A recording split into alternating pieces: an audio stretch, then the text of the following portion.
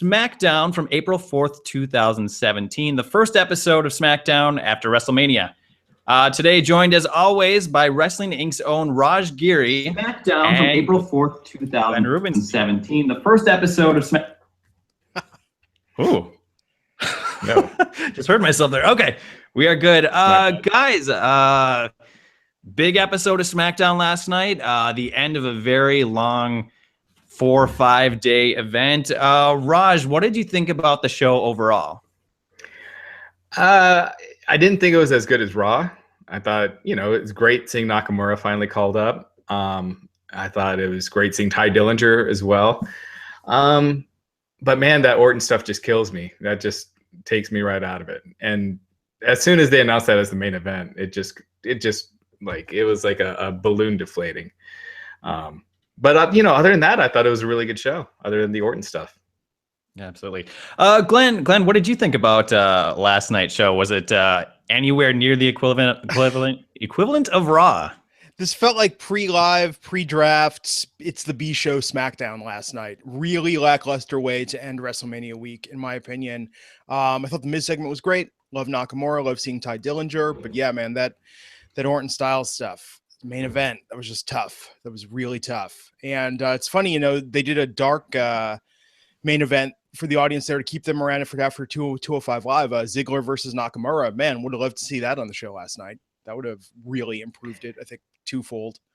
Yeah, I mean, I feel like since he just debuted, I kind of like that they don't give away too much. So I think they should have announced a match for him next week, because that's one of the problems I talked about a lot of times with the post-Mania Raw, is that it's the highest rated show of the year, but they don't keep people for the following week because they don't really announce anything. So it would have been good for them to announce something with Nakamura for next week, just to kind of keep the people watching tonight, wanting to come back next week.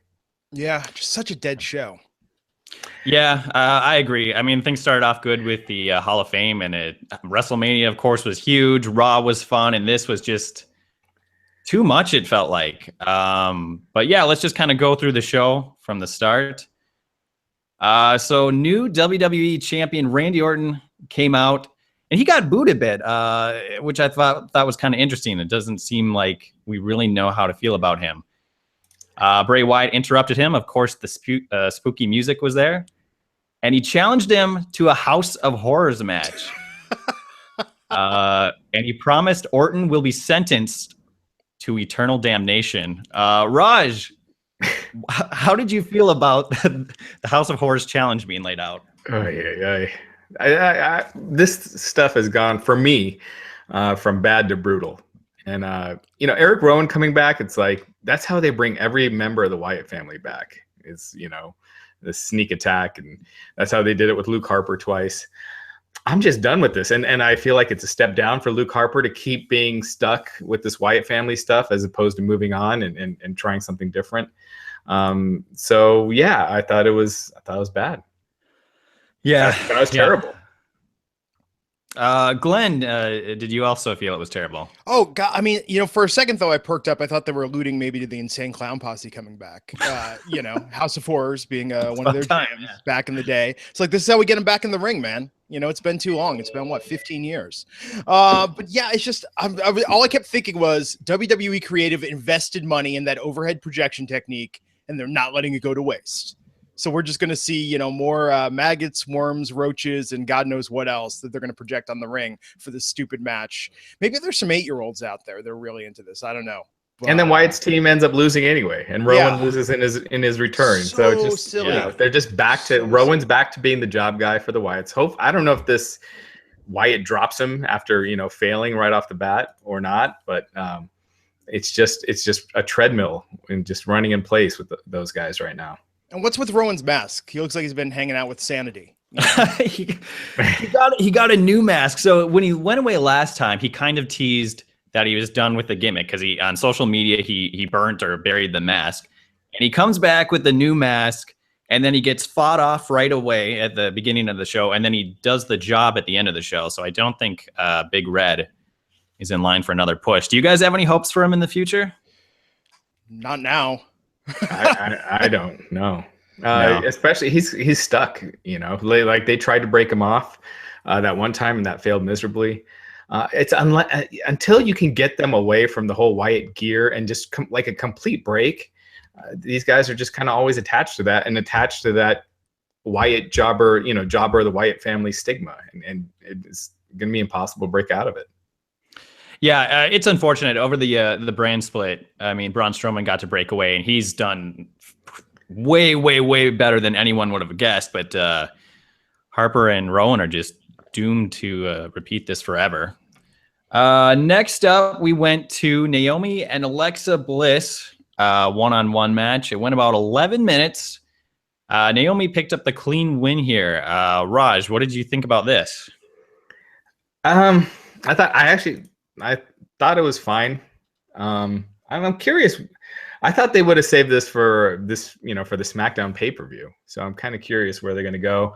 I'm assuming there's going to be some, with the whole shakeup thing next week, that some women will be moving back and forth. So I don't know if Alexa goes to Raw and Charlotte comes to SmackDown.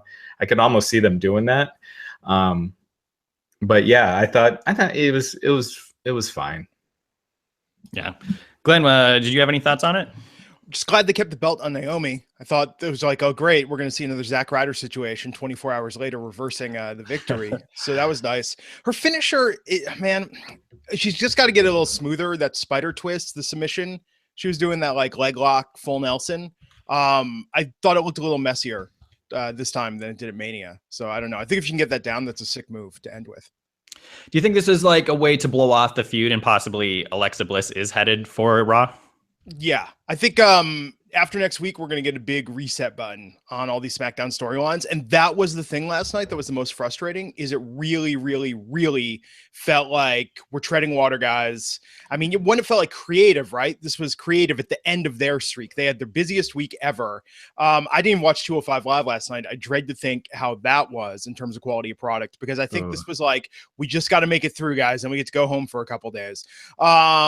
Yeah, it really felt like it. And it felt like Vince was saying, hey, we're going to do this shakeup next week. And then after that, focus on, this really felt like B-Show SmackDown last night. Yeah. One thing that kind of struck me during that match is how JBL had kind of a good point, saying like Alexa Bliss, she had all the odds stacked against her, and, she had to defend her title 6-on-1. So it wasn't really fair. And Otunga had to like come up with something. So things like that, I wish I always had a bit more of an explanation. Yeah. So next up, we had our first big debut of the night. Curt Hawkins issued an open challenge, and believe it or not, they had 10 seconds to get out there, which, of course, led to Tye Dillinger coming out. Huge pop from the crowd, so that was cool to see. Match went about 3 minutes. Raj, what did you think about this? And did you think it was a good debut for Tye Dillinger on the main roster? I did. I mean, this was the perfect crowd to do it in front of. He came across as a big star, or a bigger star, like someone important that you should pay attention to. I'll see. I mean, we'll just got to see where he goes in a few weeks from here. I think. I mean, will he be like Daniel Bryan, where he had this chant and he gets over with the crowd, or will it be something where the crowd likes the chant, but after that's over, there's not. I mean, he's good in the ring, obviously, he's really good in the ring, but does he have the promo skills to be at that top level? And SmackDown, the lack of star power it's a great place for him, because he could easily be placed, in the Intercontinental title picture soon. So I think it was a good move. Yeah, absolutely. I could see him taking on guys like Dolph Ziggler. Oh man, they need a lot more guys in that kind of area. But yeah, for sure. Glenn, what did you think about the debut? And do you have any hopes for the long term for Tye Dillinger on Raw or SmackDown, I guess? So glad to be proven wrong. It seemed like this was never going to happen. They was passed over so many times for a call-up. So, I mean, great for him, right? This is well-earned, well-deserved victory, this debut on the main roster. Curt Hawkins, I think this was one of the longest matches he's had on TV, non-pay-per-view.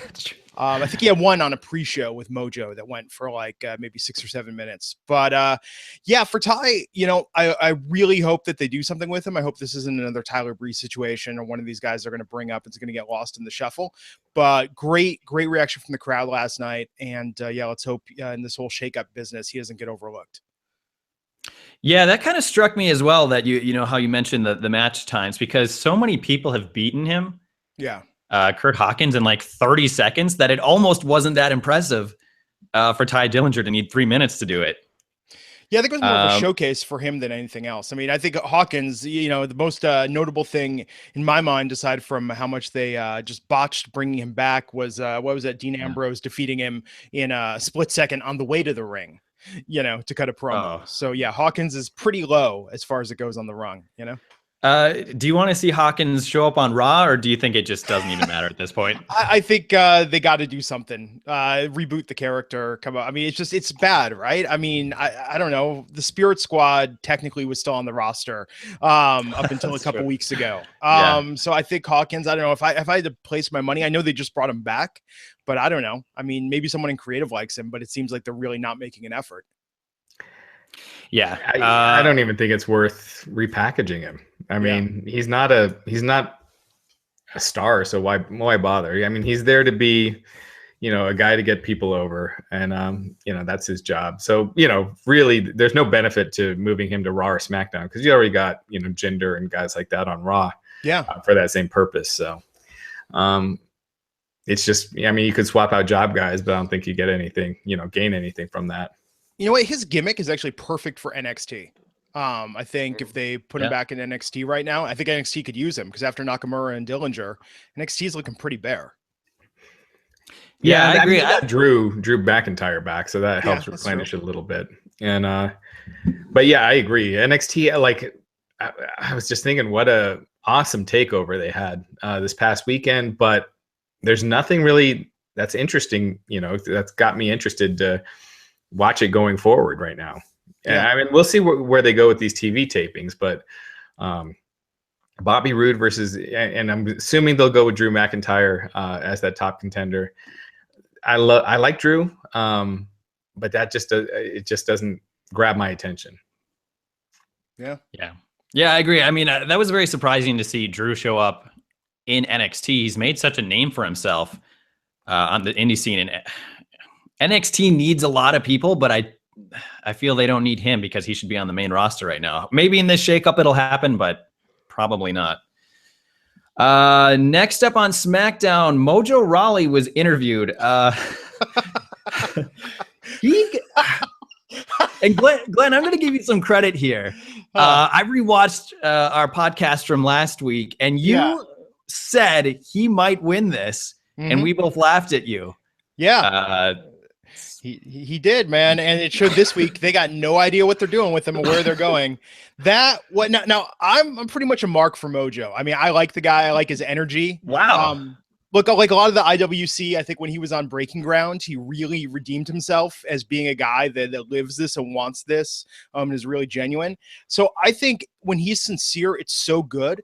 This felt so awkwardly scripted, and the way that it went between him doing the hype character to his thing about, I was on the dance floor, man, I wish I could have seen Andre out there on the dance floor. It was just like, who wrote this? I mean, like, this sounded to me like somebody gave him 3 sets of notes, and it was so painful to watch. I don't think they have a clue what they're going to do with him right now. And I feel bad that, like, this was his crowning moment of victory, and that was just such a terrible promo. Even that thing, like, are you feeling it? And it wasn't Charlie, it was the other woman interviewing. She was like, no. You know, like, he was just no reaction, no pop. That was so bad. That was so bad. And him keeping invoking Andre in the spirit of Andre the Giant, I think that's got to be a Vince note, right? I mean, that's really, it was just painful. That promo was painful last night. It was bad. I don't know who wrote that I want to see Andre on the dance floor line, or how that got approved, or what that means. And like you said, I felt so bad for him, because she just like put him down, like, no, not feeling it. Painful.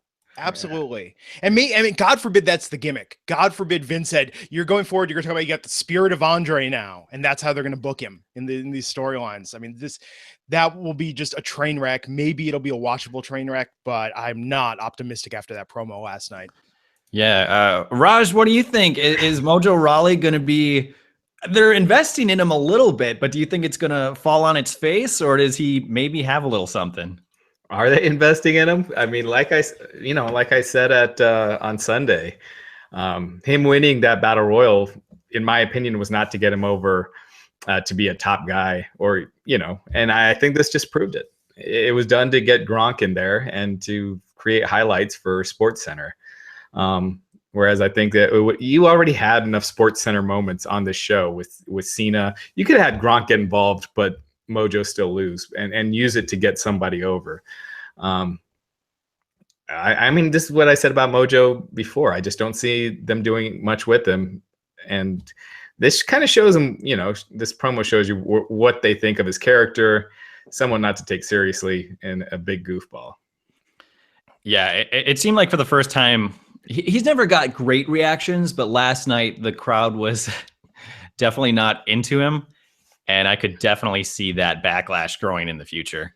Well, his character sucks. And I've said it before, until he changes that. And doing that, being like that in person is one thing, but when you turn that up, because the best characters are the ones that are an extension of yourself, but that one is not one, at least for a baby face. It just gets really annoying.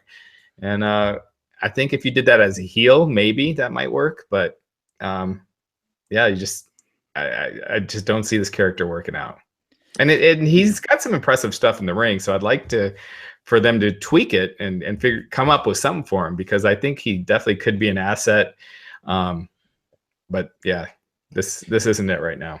I think if he would have run out through the crowd last night in his gear, holding the trophy, doing high fives, doing his entrance, I think the crowd would have received that well. I think he could have gone into the ring, cut a 30-second promo, talking about calling his shot, calling that he's going to go for something bigger and better after this, thanking the crowd. I think that would have been a great crowning moment of victory. And I think that would have gone over so much better. But that interview was just so awkward. It was painful. Yeah, Raj, kind of like you're saying, just his character, he strikes me as a guy in real life I wouldn't want around me. Like Gronk. Yeah, he would annoy me. I don't want him over at a party. And they showed him in that ride-along show, just like screaming his head off at other cars. Like, not for me. Not for me. Yeah, maybe when I was 17, but don't want to hang out, go to the club, drink some Pedialyte, stay hydrated. Yeah. There you go. Yeah. Next up, a huge WrestleMania rematch with the stipulation: Dean Ambrose and Baron Corbin is street fight.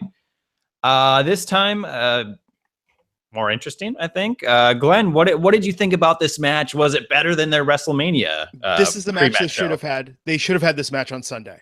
I think that, yes, it would have been on the pre-show. I know they used tables for the match with Steph. I know that they had, the ladders for the tag match, but man, had this been a street fight, I think this match was really good last night. It was solid, and it had a little more, it popped more because of the weapons and the street fight element. I think at Mania, the crowd was a little indifferent to it on the pre-show, and I think this would have fixed that. I'm pretty sure they just didn't want to involve that with what they had with Triple H versus Rollins later the same night with the unsanctioned match. Oh, completely agree. That's exactly what ran through my mind on SmackDown. It seemed like a case of these two. They've received enough television time this year that they just were two pieces of a puzzle, and they just had to be put together, in the lead up to the show. There wasn't a great reason for them to feud, it seemed. But yeah, I'm with you. I thought that match last night was a lot better. It would have gone over on the WrestleMania show. It's too bad they didn't get that opportunity. I guess, do you see either of these guys potentially switching shows to start off on Raw?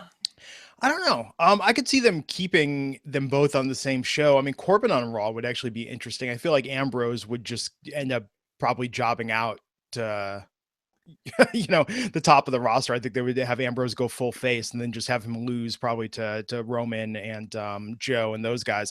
But I could see Corbin. Going over and being a mid-carder.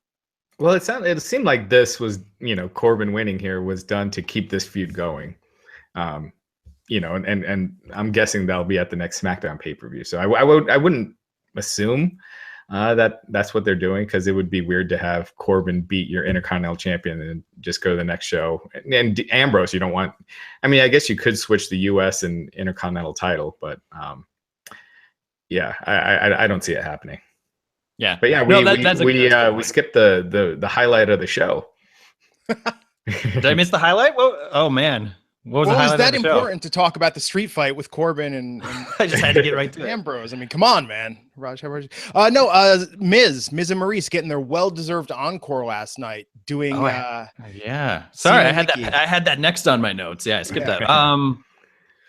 Yes, Miz and Maurice came out once again, a third time with their spoof of John Cena and Nikki Bella. Of course, this was all just to set up what people have been waiting for a year, as the violins played, and Nakamura has made his SmackDown main roster debut. Guys, were you thrilled to see this happen? Raj, what did you think about the segment as a whole? I thought it was great. And, I think, I can't remember if we talked about this on the podcast on Saturday. But I was saying Nakamura and The Miz would be a good first feud for Nakamura. I know everyone wants to see AJ Styles and Nakamura, and I do too. But doing that on a throwaway pay-per-view when he first comes in is not the way to do it. You want to build it like a big event like SummerSlam. So to expose people to Nakamura, I think The Miz is the perfect kind of heel because he's so obnoxious. He could be really irritating and get people on Nakamura's side. Now, I don't think these will be the best matches that Nakamura will have on the main roster. But who knows? I mean, Nakamura, I thought Nakamura's matches with Bobby Roode were really good, but a little disappointing at times. I was expecting more. So we'll see what he could do with The Miz, but I'm assuming that that's what they're doing. Like him coming out with The Miz's segment was leading to them feuding. I think it's a good start. Yeah, absolutely. Glenn, what did you think? Did this kind of live up to your expectations of how you think Nakamura would land on the main roster? I thought it was good. I thought the entrance was good. I think the violin player, having him out there was a nice touch. I'm sure it was louder in the arena there. It seems like at home, I almost wanted the music. Yeah, I think they should have kicked up the volume on everything, though, just to really convey that energy. Because you could look at the crowd and they were going crazy, but it still somehow at home didn't sound loud enough. The pop, the music, all of it. But I thought that it's great to see him there. Would have liked to have seen him wrestle. But it's weird that it's like I'm jealous of the crowd that they got to see the dark match with Ziggler and Nakamura just because I'm curious. I'm like, man, how would that be? It's online. It's not. Yeah, I think we have it on our site. I'll have to check it out. I mean, I think that those two actually are capable of putting on a pretty good match. Ziggler would probably be my pick after The Miz of who to put him with right now to not blow their wad too quick. I think the problem is Ziggler is a step down star wise. That is true. Miz has been in a high profile position, whereas Ziggler, was in the Andre the Giant Battle Royal. I think Ziggler in the ring though is pretty solid. Absolutely. So I think doing matches on SmackDown, but not being his rivalry, is probably a way to go. It's disappointing what they've done with the Ziggler because that would have been a great feud if he was higher on the card. What's funny? And I read this a lot online too, and I even had to double take it first. The Cena and Nikki parody, a lot of people, especially watching an SD, weren't even aware at first that was not actually Cena and Nikki, which I thought was great. They were booing when they came out. I mean, Miz had me for a second because I was like, wait, Cena is not supposed to be here tonight. And when he came out, he just did those mannerisms perfectly. Oh, even the running to the ring. I mean, it was beautiful. Just right, the way because I figured it was going to be. I figured it was going to be Miz and Maurice, but when he came out, for a second I was like, "Wow, it's Cena," but it wasn't. I think Maurice should stick with this Nikki Bella outfit and the hair. She was good. She's just doing like facial expression wise, she's fantastic. Like, I had no idea she was so good at comedy. If you would have asked me like a month ago. But yeah, Nakamura, certainly a good, interesting debut. Him and Miz are going to have like a clash of styles. But Miz is certainly a good wrestler. He's not known for great ones, so for great matches usually, but definitely going to be interesting. Do you guys think as a whole, Raj, I'll ask you first, do you have high hopes for Nakamura? Is this somebody Vince McMahon is going to get? I don't know. The thing is, he's toned down a lot on what people he wouldn't push in the past that he's done now. I mean, he gave, Kevin Owens had that, decent run with the title.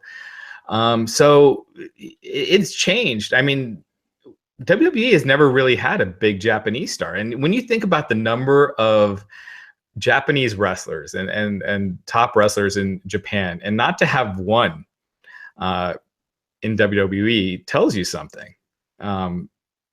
Nakamura is unique. He's got a very unique charisma, but the fact that he can't cut long promos, and that's why I think SmackDown's a better fit too, because they usually don't have the long drawn out promos to open every show. But yeah, we'll have to see. My gut says he'll be over for a while, and then in a year he'll start going down the card. But I hope I'm wrong. Sure. Yeah. Yeah. Glenn, what do you think about Nakamura's long-term potential? Well, with the shakeup coming, I don't think we're going to see AJ versus Nakamura if the rumors are true and AJ is going over to Raw. So that pretty much means Nakamura is going to go from The Miz to who? I mean, to Corbin, or not Corbin, pardon me, to Ambrose, to Orton, or to Roman Reigns when he's over on the brand. I mean, I don't know. I guess that's my curiosity is immediately what are they going to do post The Miz? I don't see The Miz as being a long feud for Nakamura. So I could see them putting him at the top, but man, I worry if it's going to be Nakamura versus Roman Reigns. I wouldn't mind Bray Wyatt. I think it would freshen him up a little. And if they get away from all the hocus pocus stuff and just have a serious feud and without maggots being projected on the ring, I think that could be interesting. And Orton, we'll see how the fan reaction is to him in a couple of weeks, because this is the post-Mania crowd. But if he continues getting booed, maybe just stick with it and stick with him as a heel, and him and Nakamura on paper should be good. But then again, I thought Orton and AJ Styles would be great, and their matches under-delivered. I just think outside of NXT, especially, that whoever he's feuding with The Miz is great, because whoever Nakamura is feuding with is going to have to do enough talking for the both of them in these promos. And I just cringe if it's Bray, man. like oh good, so we're gonna get extra large Bray Wyatt promos, and then Nakamura is going to get 2 words in. Yeah, and that's an important thing to keep in mind too, is that this is the post-Mania crowd. So Tye Dillinger, crazy big pop. Nakamura, huge ovation. So I'm going to be really interested to see in the coming weeks how these guys do in the Midwest, or just all these different territories. Yeah, that they have. So after that, Shane McMahon and AJ Styles had a segment together. It ended up being kind of interesting. They came out and basically just had a show of respect. They shook each other's hands. AJ playfully was going to punch his boss and then pulled back. They had a good laugh over it. Raj, what did you think about this? And do you think this is the beginning of an AJ Styles face turn? That's what it looked like to me, unless it turns out to be a swerve next week and AJ went behind Shane's back to go to Raw, and he was just being a swarmy heel. But I mean, the crowd has been, AJ gets louder reactions than most of the baby faces on the roster. So crowd's been dying for AJ to turn babyface. He's just so good in the ring that he'll be over as a babyface regardless. I don't know if his promos are as effective as a babyface, but the fans want it, and I think that's the right move. Yeah, that's a good point. And one thing with that, Raw is so stacked with baby faces right now. They need more top heels. And so if AJ does move to Raw, I'd almost keep him a heel in that case. And then you got AJ versus Finn Balor, AJ versus Seth Rollins. You got all these, AJ versus Reigns, who they had spectacular matches last year. So it just opens it up to all these great possibilities. Yeah, absolutely. Glenn, what did you think about the segment, I guess, as a whole? And do you want to see Styles head on over to Raw? I like Styles on SmackDown, but I think the thing to keep in mind is that with the shakeup not being the draft, we are going to get a draft in 3 or 4 months. So maybe this will be short term. Whatever movements happen, there'll be further shuffling as we get later on in the summer, closer to SummerSlam. I like the segment. I think the segment ended how a lot of us predicted it would, kind of a nice resolution beat to the whole thing. Isn't it funny, though, after that match that AJ looked more beat up than Shane in the whole thing? Shane, I mean, God, he does this. I mean, it was kind of the same thing last year. Last year, he was faking that limp when he came out at Raw. But it's amazing just for a guy that is not a regular wrestler to put on these type of matches and appear perfectly normal. you know, a day or two Yeah. later. Well, Shane's punches are so bad that, you know, he Yep. potato shotted Chris Jericho. Chris Jericho talked about it on his podcast at Survivor Series and kept, you know, potatoing him a couple times. And finally Jericho had to hit him back, and, you know, it's like to say, lay off. So yeah. Well, it's hard to coordinate your hands in when you're moving your feet that fast as well. I mean, let's give the guy a break here, you know, doing the shuffle. Yeah. I've thought Shane throws the worst punches in wrestling since Sid Vicious, but apparently, I guess, Shane's actually hurt quite a bit, so that makes him double bad. And then after that, we moved on to the main event of the show. There's only 4 matches on the show. Randy Orton and Luke Harper versus Bray Wyatt and Eric Rowan. As we stated before, Rowan took the pinfall here in his return. Raj, what did you think about this match? And kind of, I guess it was the way to end the entire WrestleMania festivities as a whole. I really think they should have ended with that Cena. I mean, the Miz Nakamura segment. I think that was a hot segment. It would, you know, and ending with this, you know what I think. I mean, the match itself I thought was nothing. And, you know, this Orton Wyatt feud, Orton, you know, beat him clean, and his team won tonight pretty decisively. So it doesn't make me excited for this feud to keep going. And they've been going since since a little after SummerSlam. It's never been that hot, and it still isn't. So, yeah, absolutely bizarre. Glenn, what did you think about this? Were you any more optimistic about the long-term prospects of this? No, I mean, this needs to be done. This needs to be over with. It's just gone on way too long. It's not interesting. And I bet you that, like myself, a lot of people, the only reason we didn't turn it off is we thought maybe there'll be a surprise at the very end, since it is the SmackDown after Mania. Maybe they'll trot somebody out or do something special. But yeah, just what a lackluster note to end the week on. Yeah, completely agree. I literally do not know what they're going for on this. I don't know if Randy Orton, are we supposed to cheer him at this point? Who's the heel? Who's the face? It's just bad. There's everything about it is lukewarm at best and atrocious at worst, and just embarrassing. Speaking of who's the heel, who's the face, did you hear at the beginning JBL mess up that line written out for him? They cheer the guys they normally the guys they normally cheer. Like, he stumbled over that so bad at the beginning. Just like, man, they're really trying to make that a thing. Yeah. I wanted to bring that up, that they started off the show. They just had to let us know, like, hey, everybody, this is going to be a weird night. You know, which it wasn't really. I mean, I feel like that's the Roman Reigns disclaimer. Like, hey, everybody at home. Yes. We know it sounds like they really hate this guy, but they love him, and you're supposed to love him as well. I don't get it. Like, hey, tonight they're going to boo John Cena. You know, like, John Cena gets booed every week, and it just seemed like the same, just amplified to me. Yeah. Was there any reaction on the show that you wouldn't have expected? Maybe Orton not getting booed that much, but other than that, yeah, I mean, it was pretty much what you'd expect. Absolutely. Exactly. So that was SmackDown. Let's just kind of talk about a few other things that have gone down over the past couple days. I think a lot of fans are probably brokenhearted over this, but on Raw Talk, Matt Hardy and Jeff Hardy came out, and it looks like the broken gimmick is dead. He was out of character. He was just himself, you know, happy and thankful to be back in WWE. Glenn, what did you think about this? What do you think about the potential end of the broken gimmick? I'm curious where they're going to go with it. It was very interesting to see them on Raw Talk the other night, which I caught after our podcast. I feel like I don't know quite what they're doing with the characters yet. It seems like the direction, as it was in the interview last night, you know, they've been on their what would they call it? Their quest for gold, their trip around the world, just getting the different belts. They made it seem like this is the older, wiser Hardys coming back to the WWE. So I almost predict that it's going to be like they handled the Dudleys, where we really don't get a characterization so much as the idea that, like, they're just back to, you know, conquer the division that they feel that they really began. Well, yeah, I mean, Matt Hardy pretty much ended the character on Twitter, you know, when he said his condition is been contained because of the reaction at WrestleMania. So I think that was him kind of putting the gimmick to rest. Now, there are aspects, you know, I think Matt Hardy with that broken gimmick could have been a top star. Just the Hardys as the Hardys. I mean, we've seen how far they've gone before.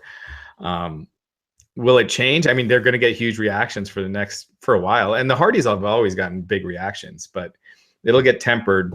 And Vince, you know, as soon as he loses interest, he loses interest. So we'll just have to see if they could keep it up. And, you know, I don't know where things are with Impact Wrestling and Matt Hardy regarding the legal aspects. I know they've sent cease and desist letters and things like that, but there's been no lawsuit filed. So it's not clear who, you know, there's not one side technically owns it. So, but I don't think Matt Hardy wants to go, you know, to court over it. I doubt Impact does with how much money they're, you know, they draw and generate right now. So, yeah, I don't know. I think the broken gimmick's gone, but there are aspects to it, like the whole delete thing. I don't know if you can stop someone from saying delete, and the whole delete mannerism. I mean, maybe they could, saying that is trademark for that character that, you know, that was debuted on Impact Wrestling. But if not, I mean, that's something that could really get over, and it you know, people are already doing it.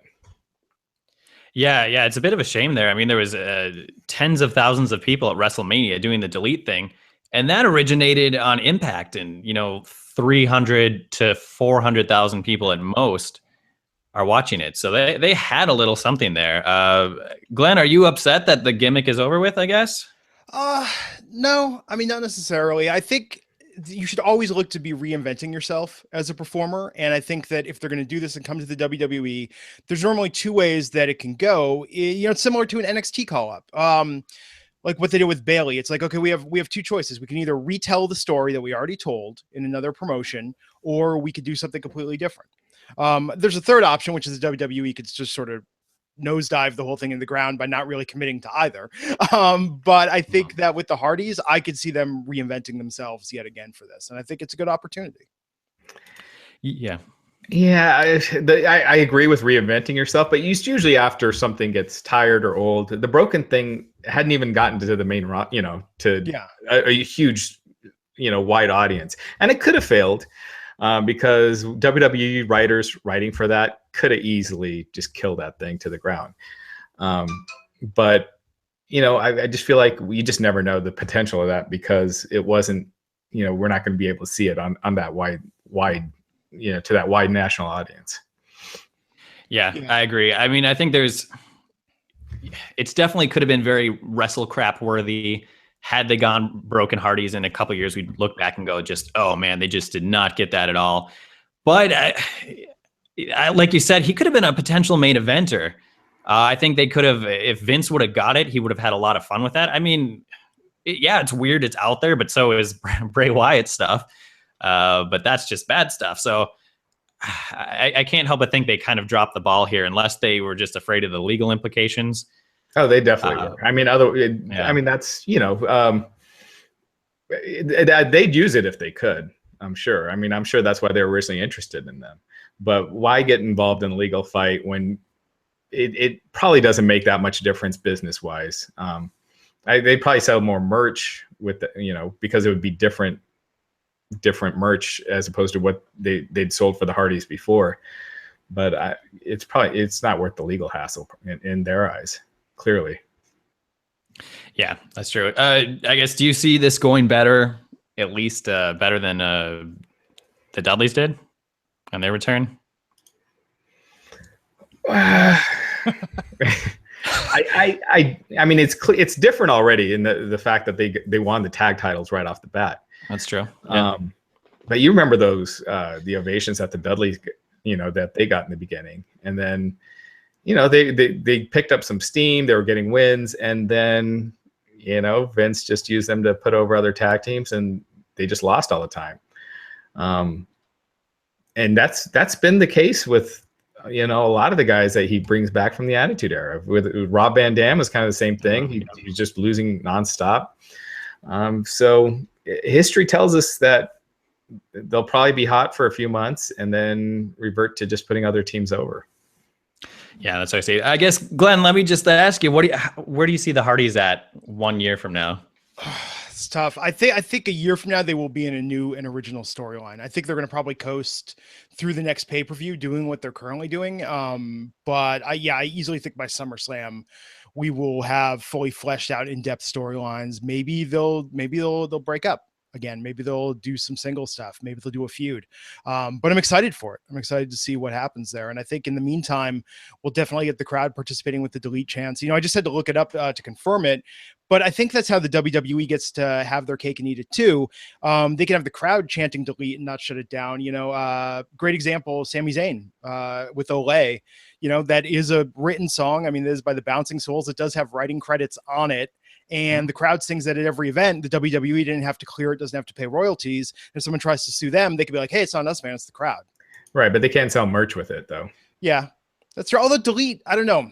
If there's a trademarked logo, that's where you get in the difference. I mean, a trademark isn't for a word. A trademark is for the way you stylize it and you present it. So if there's a piece of merchandise out there already that says delete that's in a specific font and a specific style, and Impact has been selling that, the WWE cannot do it in that same style, but just the word itself, you can't trademark a word. You can't copyright a word. But can't you associate it with a character? Like I'm guessing, like if Undertaker had went to WCW, they wouldn't be able to sell merchandise with RIP on it. Or RIP, actually, you absolutely could. RIP for that's related to the Undertaker. Well, reason you could do it is because you offer something that's pre-existing, and RIP being such a long-standing, you couldn't get a trademark for RIP or rest in peace or any variation. No, I know you can't get it for that term, but to tie it with a wrestler's manner, their character, saying like a hat, you can't trademark, but you could say the look is associated with is our intellectual property. You could threaten to sue with that, but I don't think you could win a lawsuit with that. That's a really tough one. That's a real tough one to do because RIP has been around, I mean, hundreds of years. So I think that it depends on how they stylize it and how they do it. And that's what we see a lot with merch. I mean, if you look at all the, I don't want to say bootleg stuff that's out there, but all the unauthorized stuff out there, a lot of it clearly falls under parody. A lot of it clearly falls under, it's just a word or a chant.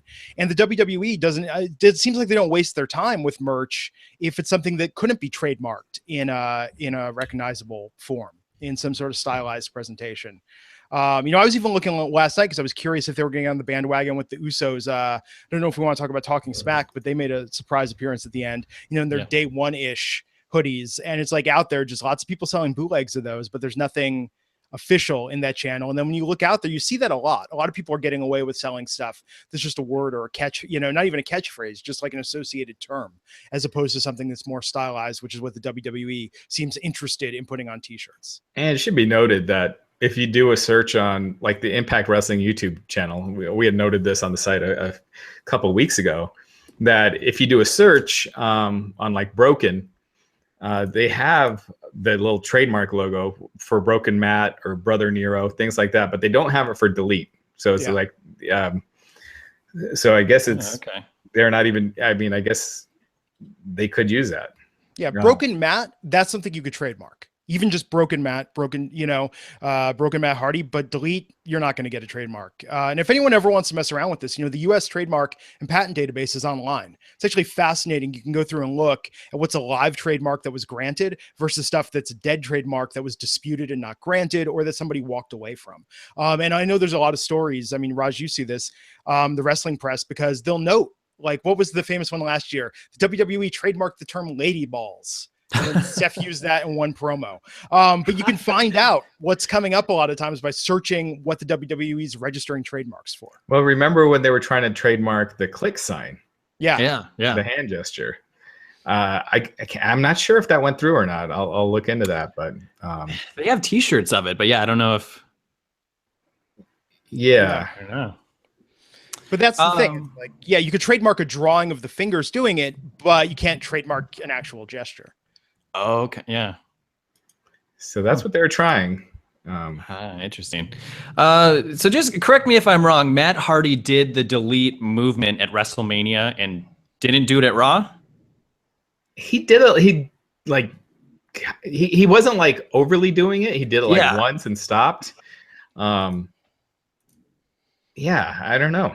I like on Reddit there was a guide saying, now everyone remember, you do it with your finger or else it really looks like you're doing a Sig Howe on camera. Oh, interesting. Yeah, everyone was like, remember, you really got to do the finger point with it for the swipe, you know? Yeah, he definitely was not embracing it at WrestleMania. It seemed like he was just kind of doing a little acknowledgement to the crowd over that. Right. And the same as when he drops the terms like wonderful and things like that. He's clearly not doing the broken gimmick when he's doing these interviews, but he's dropping it's a little nod to, tip of the hat to his fan base. Yeah. And I thought it was interesting that the first time we really heard about anything Impact TNA related in years was the F the Owl chants on air. Otherwise, it's been a long time since they really acknowledged him. There were a few F chants that made it on air on Raw, which was surprising to me. Yeah, for sure. I thought they would bleep or silence that out for a bit. I'm wondering what the standards now are for cable, because there's like I don't know if you guys have heard of that show Atlanta. Yeah, it's on FX, but they use the F word all the time. Walking Dead, they use the S word all the time. So there are certain words you can now say after a certain time. So yeah, I guess I don't know if using. I mean, I would think that early with the F chant on camera, you could probably get a complaints to the FCC about that. Yeah. See, I mean, for an adult, I found it very funny, but I mean, having a kid, and they still appeal to children generally, especially with like Roman Reigns and John Cena. I don't know if if I had a kid, I don't know if I'd want them listening to that at 7, Right. Yeah. I mean, seeing that WrestleMania post Raw, the post WrestleMania Raw crowd, I'm like, I would not want to take my kids to that. Yeah. No, absolutely. Oh no, that'd be like the worst one to take children to. So according to this, the FCC only regulates broadcast networks. So South Park famously, like a decade ago, did the F word. FX Networks did it with the People versus O.J. Simpson. There was an F word on basic cable last year. So it's really at the discretion of the broadcaster. Yeah, I thought there was something where like if you have a series, you can only say the F word so many times. So I thought the O.J. Simpson one did it like once. Yeah. And it really stood out. And I thought like you can't have nudity and stuff on broadcast. I mean, on cable. I feel like they keep pushing the boundaries on that. I don't know. The Americans a couple weeks ago had Kerry Russell like full from the back. I mean, this was more than just like a glance of Dennis Franz's butt on NYPD Blue 20 plus years ago. But no, I mean, this was like full on. And I think standards keep getting looser. They did that on NBC. Where they had that show, This Is Us, which is like a family show, and they had the guy who played Rocky's kid. Yes, I know you're talking about. Yeah, Milo, starts with a V. Yeah, but they had an ass shot of him, and I was like, what are they doing? Yeah. So the Attitude Era, there's nothing keeping the Attitude Era from coming back, is what we're basically saying. Oh. It's all on WWE Creative at this point. Well, they got tons of kitty sponsors now. They don't want to, and they're I mean, they were public before, but Snickers all over it. I saw online, so they did another one with Enzo and Cass and Becky Lynch. There was one with Bailey they've been showing. There's one with Sheamus. I mean, they're really ramping up that promotion. Yeah. That's a good sponsor for them to have, and it's, I guess, cool that they're doing their own commercials. I just not really for me. They're fine. I like the Bailey one, but that was about it. Yeah. Whenever I click on YouTube, though, I have to watch that one. It makes me watch it for 30 seconds, so I've already seen it a dozen times. Yeah.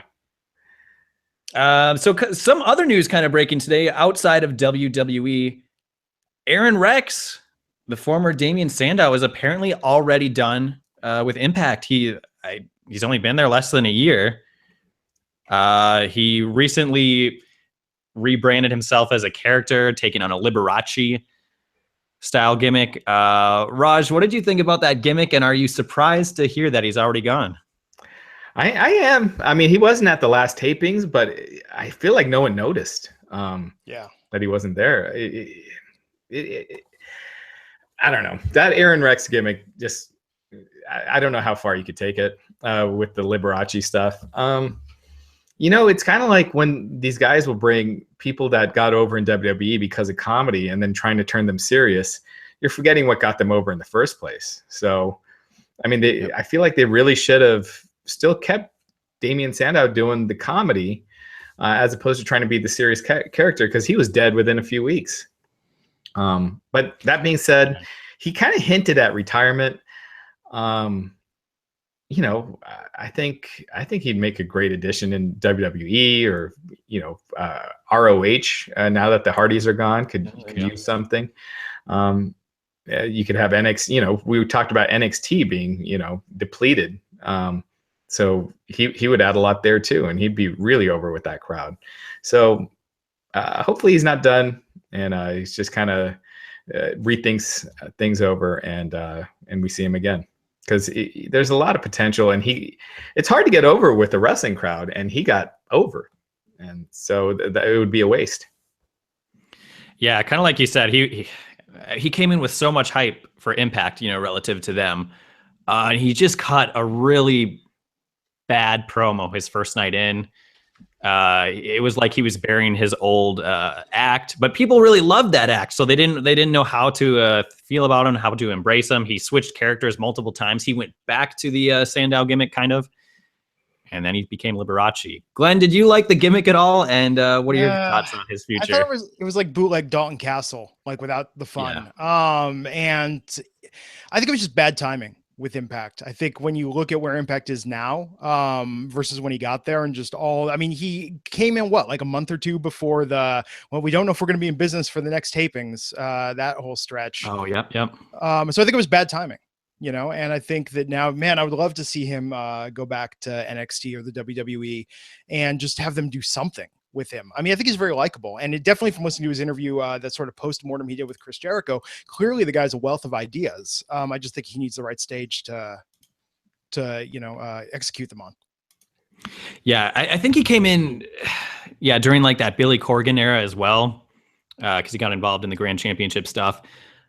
I would have been more curious what Corgan would have done with him. I think when they let him come up with his own gimmick that he had originally pitched to WWE years ago, it just wasn't a good gimmick. It just wasn't for him. But like you guys said, I hope he shows up somewhere. Talented guy, and he's still young enough to have a few more years in the business. Yeah, if that's what he wants to do. Yeah, absolutely. Yeah, he was doing some movie stuff too. So maybe he just wants to try to jump into acting full time if it's possible. I don't know, man. I watched the Marine 5 the other day, and let me tell you, a lot of wrestlers out there that can act. Yeah. Crowded. Is The Miz not good? I've never watched any of those movies. The Marine 3 and 4 actually are surprisingly solid. The Marine 5, let me just say, if you've ever wanted to see an action film that took place in an amusement park's parking garage, the Marine 5 is the film for you. Am I free to just skip Marine 1 and 2, or will I just be completely lost? I still haven't watched Marine 1 and 2 yet. From what I understand, 3 and 4, so it's the same character in 3, 4, and 5. It's weird. I'll say this: Bo Dallas is like the co-star of the Marine 5. He's like the main bad guy. Wow. And he actually does an okay job. You kind of laugh the first time you see him because he got the teardrop tattoos and the long hair and the bandana, and you're just kind of like, okay, this is silly. But he is not the problem with the film. The problem is that they literally tried to make this for like $100 and change. So they shot about 3/4 of it take place in a parking garage, which is just like the deadest set I've ever seen. And remember, 12 Rounds 3 Lockdown takes place in an office building. I mean, WWE is kind of the masters of this. Like, we have a cheap location, but in this case, they went way too cheap on it. I don't plan on watching any of the Marines. As far as needing to see the other ones to be caught up with this, it reminds me. Do you guys ever watch Seinfeld? And Costanza didn't like Home Alone 2 until after he saw Home Alone 1, and that got him. Then he got it. I'm guessing that's not what Marine 5 is. I'm sure you could watch it without needing to see any of the other ones. Yeah. Oh man, I got my weekend planned out then. There you go. You know, I watched the Jetsons one that they came out with, the WrestleMania. Yeah. That is actually, Raj, we didn't talk about that. I feel like we should just put the screen grabs I took from that on the site. Like Vince McMahon riding like Rosie the Robot as a futuristic hover scooter. Them dressed up in disguise with Elroy as Roman Reigns. And Judy as Becky Lynch trying to sneak into a WWE show. Like, it's silly, but that was actually a lot of fun. That is like a fun 90 minutes. Yeah, if you got kids, or if you just want to maybe, ingest some sort of substance and have a great hour and a half, put on WWE and the Jetsons and Robo WrestleMania. It's very cute. They used to send me the screeners for these movies, and I watched 12 rounds, and then I skipped a few. Then they sent me the Scooby-Doo WrestleMania one I didn't ask for it. They sent it. So I felt like I had to do a review. I watched it. And then after that, I would reply and say, look, don't send me these. Yeah. Because even watching them was just too much time for what it was. Wow. Don't send me your free movies. Pretty much. That's a statement. I feel that the Jetsons and the Flintstones are like the last two cartoons Vince McMahon has ever watched. Probably. That is probably true. Yeah. Yeah. Cool. I mean, anything else on your guys' mind, or anything cool coming up on the site in the next few days, Raj? We got the rest of my interview with Medusa and DDP. I think Medusa will go up this week, DDP next week. And we might be doing one more podcast at the end of this week to try it out, an end of the week podcast, and see how it goes, covering 205 Live, NXT, Impact, and anything else that happens in the next couple of days. So look for that. And I think that's kind of about it right now. Glenn, is there anything we didn't really cover? I think we got just about everything. I feel like we missed a couple things we talked about so much in the last couple of days. I'm sure there's some details. So if anyone in the comments is like, you didn't talk about this, it's like, this is a lot of stuff happened this week. But the important news, Raj, we made it. It's Wednesday morning. Yeah. It's time to get some scotch. Good job, guys. Someone's asking about wrestling. Yeah. Someone's asking about the Undertaker. Yeah. I mean, look, they're asking if he's officially done. WWE is not officially saying he's done, but I think it's pretty clear that he is. And go back and look at him in the ring. Like, when you chant one more match, like, this is what one more match looks like, people. But that being said, how often do wrestlers retire and then come back? Please, just no. I think he's done, but the amount of money he makes for one WrestleMania match, and it's you just never know. But he's put off full hip replacement for a while now, and it looks like he's going in for some surgery. So I don't know if it's the full hip replacement. If it is, I think that pretty much that's the end. But I think my prediction is that was his last match. Was it? It's a shame that they didn't get to hype it that way. I think they could have made a lot of money, but it was also a pretty fitting ending. I do think by hyping it that way, it gives it away, the ending. Mm-hmm. I felt like there was a lot of intrigue with this, with how they would go. And I think if you knew he's facing Roman as the Undertaker's last match, I think everyone would kind of know that Roman was winning. So I actually don't mind the way that they could have added a retirement stip where Roman says, sure. Then this is your last match. And then that would have made it even more intriguing, and you still do the retirement. Yeah. I mean, I thought it played out well, and I can't even imagine who he would take on in a year or 2 years if he wants to come back. I think like AJ Styles is the only person that could get a good match out of him at this point. Yeah, I don't even know about that. I mean, he just can't.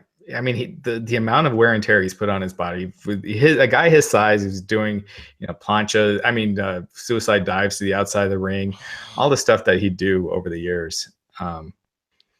It's tough. He's 52 years old. Someone's asking about DDP on ESPN. The host has got to be a prick if you get DDP going off on you. But that was interesting. Yeah. Dan, what's his name? Dan LeBatard. LeBatard. I guess that's his shtick, is to get people annoyed, but It worked. He got under DDP's skin. Someone's asking if it's a Macho Man shirt I'm wearing. It is. So with DDP, what happened was the guy was asking Dallas about his if he's had real beefs, and Dallas started talking about his feuds in the ring. I think he was talking about wrestling Macho Man, stuff like that. And then the guy was like, no, I mean your real feuds, and kept pressing him on about his backstage stuff with Scott Steiner and comments Ric Flair made about him. And then finally Dallas lost. It was like, man, I answered your question, dropped the F-bomb a few times, and then they cut away. So you don't normally see that. I mean, you ask almost any wrestler who's the most positive guy, and they always say it's Dallas. So. Yeah, it seemed like it was just a miscommunication. Like the announcer or the radio host, he was trying to be funny, but it came across as really abrasive and kind of rude. So I think DDP took it the wrong way, and it just.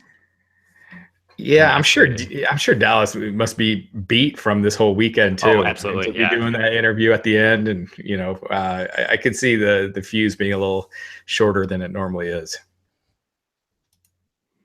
Yeah, for sure. Cool. All right, guys. Thank you so much for the show. We will have this up. Stay tuned to Wrestling Inc. We might be back later this week. Otherwise, we'll be back on Monday.